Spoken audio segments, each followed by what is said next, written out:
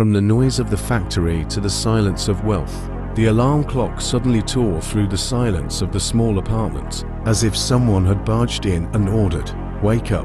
Dave, with his eyes still closed, groped for the phone, switched it off, and lay still for a few seconds, staring at a crack on the ceiling. Another morning, another day at the plant. The room was chilly. The thin radiator barely breathed warmth, and a delicate frost pattern on the window looked like a spider's web. Dave finally got up.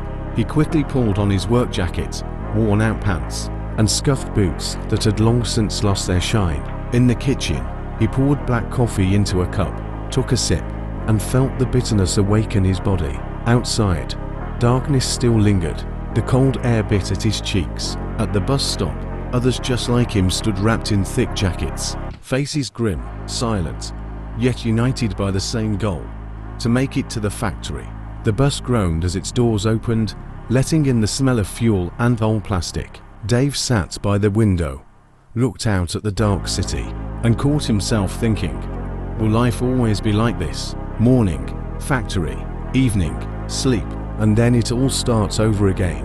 The factory greeted him with the roar of machines. Massive presses worked tirelessly, spitting out hot metal parts. The air was thick with the smell of grease and metal shavings. Here, time moves slowly, measured in shifts. Dave, here are the blueprints. New batch, came the voice of Mikola, the senior foreman, cutting through the machine noise.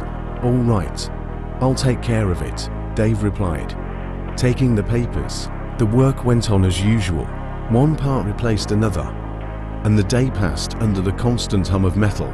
But deep down, Dave felt an emptiness. He sensed that beyond the walls of the workshop, there was another life, brighter, fuller, and he wanted to see it. In the evenings, coming home, he opened his laptop. The internet was his only window into the world that existed far beyond the factory. He searched for answers. How to break free from this circle. He stumbled upon various earning ideas and business stories, but most seemed unrealistic or too far out of reach. One evening, everything changed. He came across a video titled, "How I Quit My Job and Started Earning with Trading."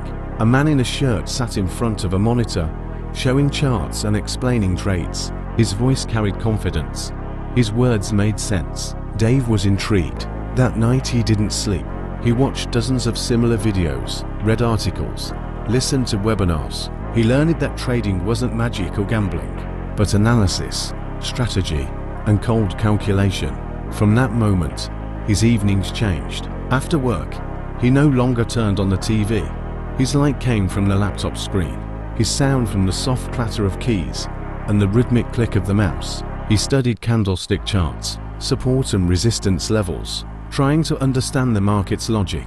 He opened a demo account. The first trades were a disaster. "Why is the chart moving against me?" he muttered, watching the numbers turn red. Instead of giving up, he bought a notebook and started recording every trade. The reason for entry, his emotions, the result. This became his first discipline in the world of trading. After 6 months, he decided to open a real account. He set aside $500, money he had planned to use for a vacation. "If you lose it, consider it tuition," he told himself. The first real trades were intense. His heart raced with every price movement. One day, he lost a large sum in a single trade because he hadn't set a stop loss. It hurt, but instead of giving up, he spent the entire evening analyzing his mistakes. A year passed. His trading income exceeded his factory salary, but he stayed at his job, wanting to make sure it wasn't just a lucky streak. One day he approached Mikola. "Mikola, I've decided to leave." "Leave? Where to?"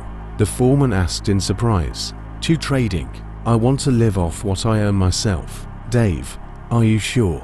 Here you have stability." "Stability is my knowledge, not the place I work," Dave replied calmly. His colleagues looked at him if he were risking everything, but he felt the time had come.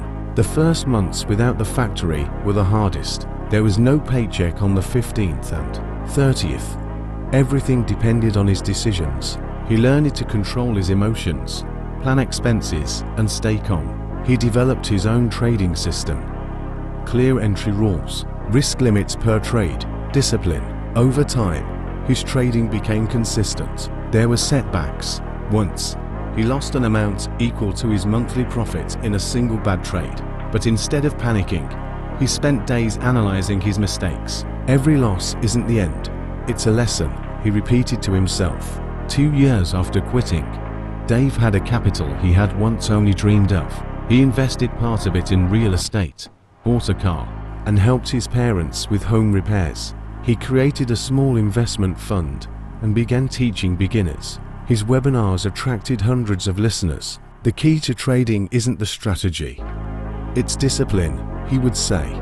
Without discipline, any strategy turns into chaos. Now he works from anywhere in the world.